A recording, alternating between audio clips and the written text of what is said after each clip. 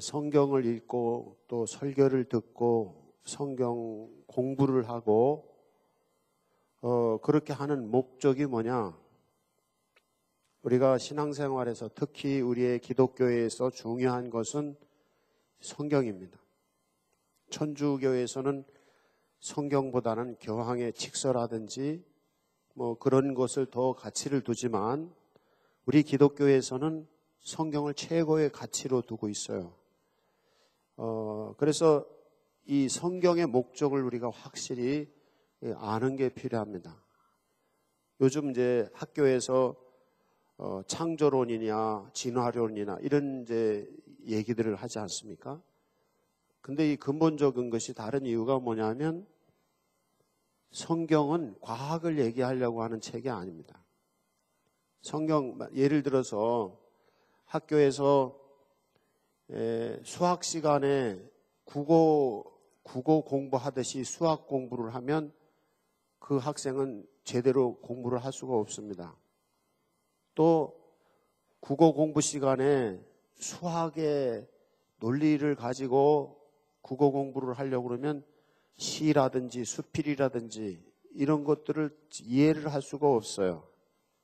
그러니까 똑같습니다. 우리가 성경을 볼 때 과학의 답을 찾으려고 성경을 보면 우리는 답을 찾을 수가 없습니다. 그 얘기는 시를 수학적인 방법으로 이해하려고 하는 것과 같은 오류를 범하는 것이죠. 그러니까 우리가 성경을 볼 땐 과학의 답을 찾고 과학적인 증거를 찾으려고 성경을 보는 것이 아니라 성경의 목적이 따로 있습니다. 이제 오늘 여기 성경의 목적을 제가 여러분에게 소개를 해드리는데 구약 성경에서는 성경의 목적이 뭐냐면 하나님이 이스라엘 백성의 하나님이 되시고 왕이 되시고 그리고 이스라엘 사람들은 하나님의 백성이에요. 그래서 하나님과 하나님의 백성이 서로 약속을 하는 거예요. 계약을, 언약을 하는 거예요. 그게 뭐냐면 성경이에요. 그러니까 하나님께서 내가 너희들에게 복을 주겠다, 너희들을 형통하게 하겠다 그렇게 약속하면서 하나님께서 이스라엘 백성들에게 너희들은 이 말씀에 순종을 해라. 그러면 내가 복을 주겠다. 이게 구약 성경의 핵심이에요. 그러니까 구약 성경에서 성경의 목적은 뭐냐면 복 받는 거예요. 형통하는 거예요. 그것을 대표적으로 일컫는 성경이 어딘가 하면 시편 1편입니다. 시편 1편을 보면 이렇습니다. 복 있는 사람은 악인들의 꾀를 따르지 아니하며 죄인들의 길에 서지 아니하며 오만한 자들의 자리에 앉지 아니하고 2절 오직 여호와의 율법을 즐거워하여 그의 율법을 주의하러 묵상하는도다. 그는 시냇가에 심은 나무가 철을 따라 열매를 맺으며 그 잎사귀가 마르지 아니함 같으니 그가 하는 모든 일이 다 형통하리로다. 여기 성경에 보면 1절에서는 악인의 꾀를 따르지 말고 죄인들의 길에 서지 않고 오만한 자리에 앉지 않고 하지 말아야 될 것을 얘기하면서 2절에서 해야 될 게 있어요. 그게 뭐냐면 하나님의 말씀을 즐거워하라는 거예요. 여러분 설교 시간이 즐겁습니까? 대답이 시원찮군요. 대부분 많은 분들이 설교 시간이 따분하고 빨리 좀 끝냈으면 좋겠다. 설교 시간 안 왔으면 좋겠다. 이렇단 말이에요. 성경 읽는 게 즐겁습니까? 더 소리가 적잖아요. 성경 읽으면 잠이 온단 말이에요. 뭔 얘기인지도 모르겠어요. 그러니까 복이 있는 사람은 말씀을 즐거워해야 돼요. 은혜 받는 비결은 거기에 있습니다. 말씀을 즐거워하고 그리고 밤낮으로 말씀을 묵상하는 거예요. 이 다른 번역본에 보니까 뭐라고 돼 있냐면 입으로 읊조린다. 그래서 입으로 중얼중얼 하고 다닌다는 거예요. 그게 묵상하는 거예요. 그래서 늘 말씀을 마음속에 새기고 입에 달고 다니면서 그래서 말씀을 따라 살으려고 한다는 거예요. 그러면 무슨 일이 일어나는가 하면 여기 3절에 보니까 시냇가에 심은 나무가 시절을 쫓아서 과실을 맺고 잎이 있고 꽃이 피 이렇게 하는 것처럼 때에 따라서 모든 하는 일마다 형통하다는 거예요. 그래서 구약 성경에서 복이 뭐냐면 형통한 거예요. 하는 일마다 그냥 잘 되는 거예요. 어떤 사람은 하는 일마다 자꾸 문제가 생기는 사람이 있어요. 이건 복이 아니에요. 성경에서 보면. 복은 뭐냐면 하는 일마다가 그냥 술술 잘 풀려가. 그런 여러분 되시기를 바랍니다.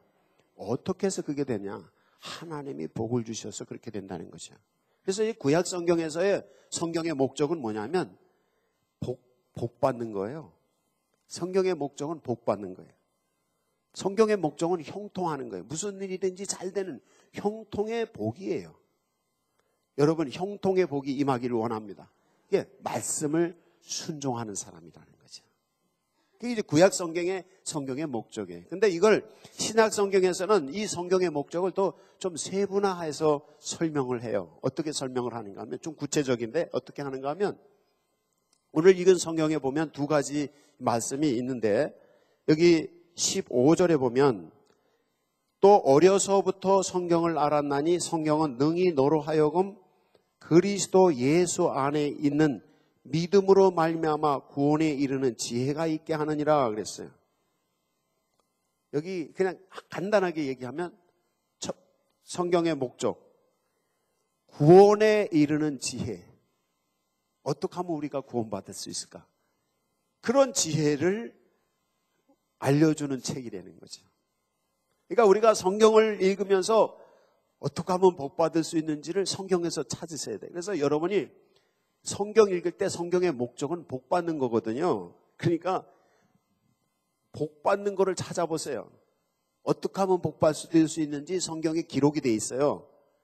복받는 방법이 있어요. 제가 늘 말씀을 드리는 게 뭐냐면 보물지도와 같다 그랬잖아요. 보물지도 보고서 쫓아가면 거기 보물이 있는 것처럼 성경에 복받는 지도가 있어요. 그걸 찾으려고 하시는 거예요. 그래서 그대로 나가면 거기 복된 인생, 형통한 인생이 된다는 거거든요. 또 그거와 함께 여기서는 디모데후서 3장 15절에서는 어떻게 구원받는 거, 하나님의 백성으로 구원받고 천국에 가는 거, 구원받고 천국에 가는 지혜, 그 지도가 성경에 있는 거예요. 그래서 우리가 성경을 볼 때에 어떻게 하면 복받을까? 이런 그 마음을 가지고 성경을 보시면 돼요. 그리고 어떻게 하면 구원받을까? 이런 마음을 가지고 성경을 보시면 돼요. 그래서 성경 속에서 구원에 이르는 지혜가 있어요. 그러니까 성경에서 다른 걸 찾으려고 하면 못 찾아요. 뭐 어떤 수학적인 공식이라든지 무슨 다른 어떤 걸 찾으려고 하면 성경에 못 찾아요. 그렇지만 성경에는 구원에 이르는 지혜를 찾으려면 성경에서 찾을 수 있어요. 불경을 읽으면 구원에 이르는 지혜를 찾느냐? 못 찾아요. 또 무슨 다른 어떤 거를 아주 유명한 작가가 쓴 어떤 글을 읽으면 구원에 이르냐? 못 찾아요. 구원에 이르는 지혜를. 세상에서 우리를 구원하는 이름은 오직 예수밖에 없다고 사도행전 4장 12절에 말씀하고 있어요. 그러니까 우리가 성경 속에서 구원에 이르는 지혜를 찾으려고. 여기 계신 분들 중에 내가 정말 구원받을까? 내가 천국 갈 수 있을까? 내가 하나님의 백성인가? 이런 스스로 확신을 갖지 못하는 분들이 있을 수 있어요. 이분들에게 제가 말씀드리는 것은 성경에서 구원에 이르는 지혜를 찾으면 돼요. 설교 들을 때 설교 속에서 목사님을 통해서 하나님께서 구원에 이르는 지혜를 들려주시는데 어떤 방법일까? 이 질문을 가지고 설교를 들으시면 설교 제대로 듣는 것이에요. 그러니까 그 질문을 마음속에 품고 성경을 읽고 그 구원의 일을 어떻게 하면 구원받을까? 어떻게 하면 복을 받을까? 이런 질문을 가지고 설교를 듣고 그런 질문을 가지고 문제를 가지고 성경에 접근할 때 어떻게 제대로 성경을 향하는 방법인 것이죠. 이게 이제 성경의 목적인 거죠. 그 다음에 여기 성경에 보면 17절에서 이는 하나님의 사람으로 온전하게 하며 모든 선한 일을 행할 능력을 갖추게 하려 함이라 그랬어요. 그러니까 성적 세 번째 이건 뭐냐면 온전한 사람 되는 거예요. 하나님의 사람으로 온전하게 되는 거예요. 감리교회의 우리 교리의 중심의 감리교 사상의 중심이 뭐냐면 그리스도인의 완전이에요. 그리스도인의 완전. 그러니까 하나님의 사람으로 온전하게 되는 것, 뭘 통해서 볼 수 있어요? 성경을 통해서. 그러니까 하나님과 하나님의 백성 간에 약속을 했잖아요. 너희가 예수를 믿으면 너희들은 하나님의 백성이 된다. 약속이에요. 그 약속을 하면서 그 지켜야 될 것 있어요. 그게 성경을 들려주신 거죠. 이게 이래요.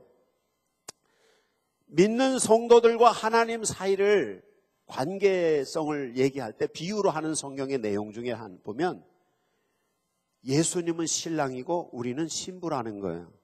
근데 결혼을 한단 말이에요. 결혼할 때 결혼해서 그냥 부부간에 아무 얘기도 없이 그냥 사셨어요? 아니면 우리 어떻게 살자 그렇게 약속하고 살았어요? 혹시 아무 얘기 안 하고 그냥 같이 살고 그냥 입만 다물고 앉아서 많이 있었죠. 근데 보통 처음 결혼하자. 예, 합시다. 그래서 믿고 신뢰하고 결혼은 약속을 해요. 그래서 결혼하기 전이라든지 아니면 결혼한 후에 제가 이제 결혼 주례할 때는 꼭 제가 하는 분들에게는 한 3시간 정도 공부를 하고서 결혼 주례를 하거든요. 그럴 때 제가 꼭 얘기해요. 둘이서 지켜야 될 것에 대해서 서로 얘기해봤냐? 둘이서 인생의 목표에 대해서 같이 얘기해봤냐?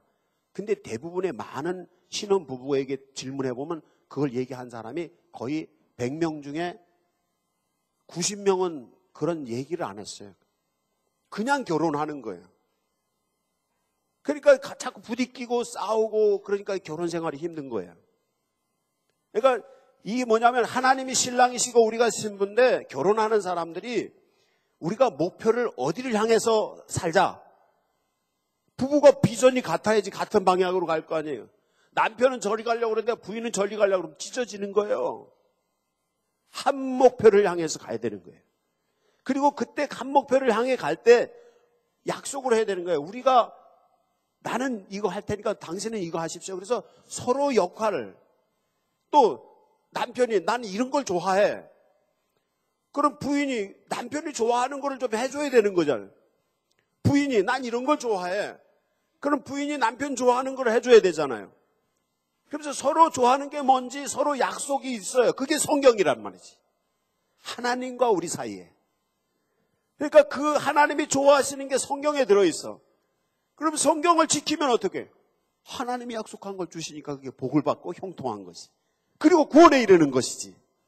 그리고 완전한 그리스도인이 되는 것이죠. 이게 그래서 그런 것이다. 아이들을 키울 때도 그래요. 아이들을 이제 성경에 보면 하나님과 우리 사이를 하나님은 아버지고 우리는 자녀, 딸이나 아들이다. 이런 표현들이 있단 말이에요. 부모 자식 간에도 그래요. 부모님들이 애들 키울 때 그냥 밥이나 먹이고 그냥 학원이나 보내고 이러면은 나중에는 애들이 잘못될 수가 있어요. 부모님들이 어리부터 키우면서 인간으로서의 도리, 어떻게 살아야 될 것, 이런 거에 대해서 가르쳐 줘야 돼요. 그래야지 그 인생이 반듯해지고 그 인격이 반듯하고 사람이 사람다워지는 거거든요. 그냥 많이 먹이고 많이 갖다 준다고만 되는 게 아니거든요. 그래서 부모가 자녀를 가르칠 때 이렇게 해, 이렇게. 저는 어릴 때 우리 어머님이 초등학교도 졸업하지 않은 분이지만 얼마나 가정을 위해서 헌신하셨는지 몰라요. 우리 어머니는 70도 못 돼서 돌아가셨어요. 그런데 우리 어머님이 저희한테 교훈을 주신 게 있어요. 그게 뭐냐면 절대 너희들은 화투장을 손에 대지 마라. 우리 집안은 화투하다 망한 집안이야. 절대 화투를 대지 마라. 그리고 절대 너희는 담배 피우면 안 된다. 우리 집안에 막 담배 냄새가 막 퍼지고 있었어. 우리 어머니 하신 얘기예요. 절대 술 먹으면 안 된다. 왜? 우리 집안은 술로 망한 집안이야. 막 증조 할아버지, 아버지까지. 우리 아버님은 지금은 권사님이시니까 술 안 드시지만 매일 어릴 때 보면 그냥 나는 저녁에 술주정 듣는 게 내 일이야. 그러니까 막 술 드시고 막 길거리에 쓰러져 있으면 나가 할아버지 모시러 가고 막 앉아가지고서는 막 또 모셔다 놓으면 막 한 3시간 동안 막 얘기를 하시는 거야.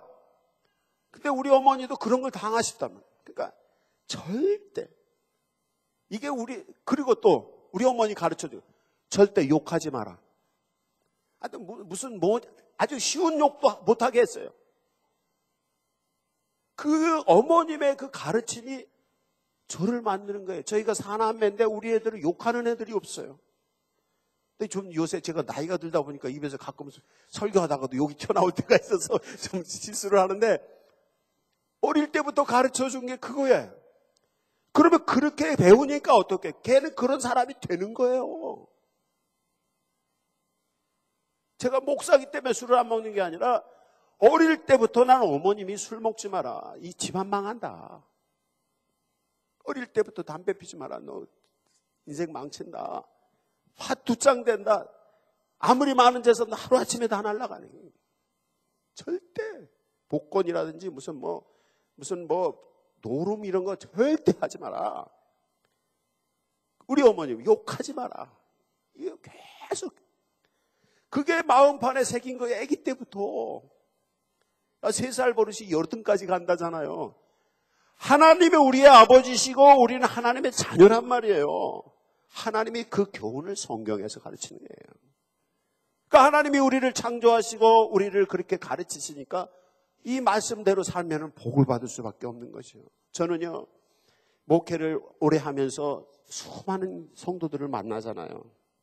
제가 전도사 때 교회에 열심히 오던 어린 학생들이 있었는데, 그런 학생들 중에 지금 20살도 안 돼서 세상 떠난 학생이 있고, 또 막 집안이 망쳐가지고 이상하게 된 학생도 있고, 목회가 30년이 지나니까 지금 어릴 때 초등학교 다니고 주일학교 왔던 애들이 지금 40대, 50대예요. 그러니까 인생을 다 보는 거예요. 그러니까 말씀 따라서 끝까지 믿음을 지키고 간 학생들은 지금은 장로가 되고, 지금 아주 어떤 사람은 아주 떳떳한 직장 가지고 있고 가정 잘 꾸리고 가는데, 신앙 지키지 않고 말씀대로 살지 않고 교회 조금 다니다가 떠나버리고 이런 학생들은 지금 30년이 지나 보니까 막 이상한 사람이 되고, 세상 벌써 떠났어. 40도 못해서 세상 떠나고, 어떤 사람들이 별 사람이 나는 거야. 제가 무슨 얘기를 하려고 하는 거예요? 말씀대로만 살면 된다는 거죠. 말씀은 뭐냐면 우리의 생각을 만들어가는 거예요. 말씀은 우리의 삶의 방식을 만들어가는 거예요. 어떤 분들은 말씀을 무시하고 세상적인 방식대로 살아요. 그렇게 가는 거예요. 그러나 세상적인 방법을 버리고 말씀을 취하고 말씀대로 내가 살겠다고 결심하고 말씀대로 살면 하나님이 약속하신 복이 있고 구원이 있고 완전한 그리스도인이 되는 거예요. 이게 말씀의 목적인 거예요. 말씀을 우습게 생각하지 마셔야 돼요. 말씀은 정말 귀중한 거예요. 성경 말씀이 기록된 게 1600년 동안 기록된 책이에요. 하루아침에 된 책이 아니에요. 수백 명의 사람들이 하나님을 만나면서 하나님이 주시는 지혜를 담은 책이에요. 그리고 2000년의 기독교 역사를 끌고 오는 책이에요, 이 책이. 그게 뭐예요? 증빙이 되어 있는 책이에요. 수많은 요즘 인터넷에 지식들이 많이 있지만은 거짓 지식이 얼마나 많아요. 속지 마세요. 요즘 핸드폰을 통해서도 얼마나 인터넷이 들어오고 별 소식이 다 들어오잖아요. 거짓에 속지 마세요.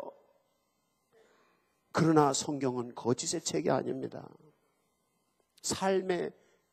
삶 속에서 나온 하나님이 살아계셔서 역사하심의 증거의 책인 것입니다. 그 말씀은 우리에게 복을 주기 위해서 하나님이 주신 책이고, 우리에게 구원을 주시기 위해서 주신 책이고, 우리를 완전한 그리스도인이 되게 하기 위해서 주신 책이에요. 그래서 이 말씀을 가지고 자기를 만들어가면 인생은 되는 거예요. 이거 안 하면 인생은 안 되는 거예요. 많은 분들이 교회를 다니면서 나 신앙생활하는데 왜 이렇게 안 되냐? 말씀대로 안 살아서 그래요. 저는 목사라서 답답할 때가 많아요, 사실은. 안타깝고. 말씀대로만 살면 되는데 왜 그렇게 안 사는지 모르겠어요. 지금 여러분들한테 하는 얘기예요, 내가. 말씀대로만 가면 복이 있다고, 말씀대로 가면 구원이 있고, 말씀대로 가면 존귀와 영광을 받는다는데 왜 거기로 안 가는지 난 답답해 죽겠어요. 설교하면서도 어떤 때는 설교하고 회의가 생길 때가 있어요. 금방 설교했는데 설교한 반대 행동을 예배 마치고 가자마자 하고 있어. 그럼 난 낙심이 돼. 내가 조금 전에 설교한 걸 반대로 저 사람은 지금 설교를 알아듣지도 못했나 봐. 그렇다고 내가 가서 뭐라고 할 수도 없잖아요. 혼자 막 속을 끓이고 속상해. 우리에게 생명의 말씀이 있습니다. 우리에게 축복의 말씀이 있습니다. 우리를 하나님의 사람으로 온전하게 되고 많은 이에게 존경받고 거룩하고 존귀한 인생이 되게 하는 이 말씀이 있습니다. 우리 이 말씀 붙잡지 않으면 안 돼요. 하나님 우리의 주인이시고 우리는 하나님의 종이라고 그랬어요. 하나님의 일꾼이 되려면 하나님의 법을 따라야 돼요. 그게 말씀이에요. 교회 일하면서 성경대로 교회 일하지 않으면 교회 일 잘 못해요. 직장 다니는 사람이 직장에 그 오너가 생각하고 있는 목표가 있고 그 회사의 룰이 있어요. 그 회사의 룰을 따르지 않으면 그 직장 생활을 할 수가 없어요. 성경 말씀은 하나님의 나라의 하나님의 백성으로서 살아가야 될 룰이에요. 이거를 우리가 따르지 않으면 하나님의 백성으로 살아갈 수가 없어요. 이게 축복의 길이고 행복의 길이고 주님의 일을 하는 방법이에요. 이게 우리가 성경 말씀을 읽고 듣고 그리고 전파하고 가르치고 배워야 되는 게 그런 사람이 복이 있다고 요한계시록 1장에서 말씀하잖아요. 이제 말씀으로 여러분을 만드시기 바랍니다. 말씀으로 여러분의 인생을 만드시기 바랍니다. 자녀 교육도 말씀으로 하시고 말씀으로 내 인생을 만드십시다. 그래서 감리교 창시자인 존 웨슬레는 자기를 일컬어서 나는 한 책의 사람이다 그랬어요. 성경책의 사람이다. 성경이 나를 만들었다. 여러분을 성경이 만들게 하세요. 보잘것없는 사람이라도 성경 말씀에 의해서 살면 성경의 사람 되는 거예요. 거룩한 사람 되고 복된 사람 되고 구원에 이르는 사람 되고 온전한 사람 되는 거예요. 초등학교 못 가도 괜찮아요. 말씀대로 살면 되는 거예요. 제가 강태선 장로님이라는 여자 장로님 한 분을 아는데 제가 청년 때 권사님이셨는데 그분은 대화를 나눠보면 대학 졸업한 사람 같아요. 제가 다니던 교회에 여자 장로님 또 한 분 계신데 그분은 이화여대 나오신 분인데 초등학교 나오신 이 강태선 장로님하고 우리가 젊은 사람들이 볼 때 대화를 나눠보면 똑같아요. 유식해. 그래서 다 그분이 대학 나온 줄 알았어요. 근데 나중에 어느 날 사석에서 얘기하다 보니까 자기 초등학교 나왔다는 게. 근데 그분은 어떻게 열심히 기도하고 또 말씀 다 읽고 묵상하고 성경 공부하고 이러면서 이 지혜가 생긴 거예요. 인격이 생긴 거예요. 거룩하고 복되고 온전한 그리스도인으로 생긴 거예요. 그러니까 대학 나온 것보다 말씀을 읽는 게 더 귀한 거예요. 여러분 지금 여기가 대학입니다. 대학보다 더 나은 자리예요. 그걸 기억을 하셔야 돼요. 그래서 목사님들이 목사가 되려면 다 대학원을 나와야지 목사가 돼요. 그것도 부족해서 요새는 박사학위까지 다 받으려고 하잖아요, 목사님들이. 왜냐하면 성도들을 지혜롭게 만드는 일이기 때문에 그렇게 목사님들이 공부를 해야 되는 거예요. 여러분 학교를 공부를 못했어도 예배생활, 말씀 배우는 일, 성경 읽고 이런 설교 듣는 일, 이 잘하시면 그러면 세상의 어떤 지식보다도 더 귀한 하나님의 사람이 될 수가 있는 것입니다. 이제 구원에 이르는 지혜, 온전한 사람이 되는 것, 그리고 형통하는 복이 있는 것, 이 말씀을 통해서 찾으시기 바랍니다. 기도합시다. 주님,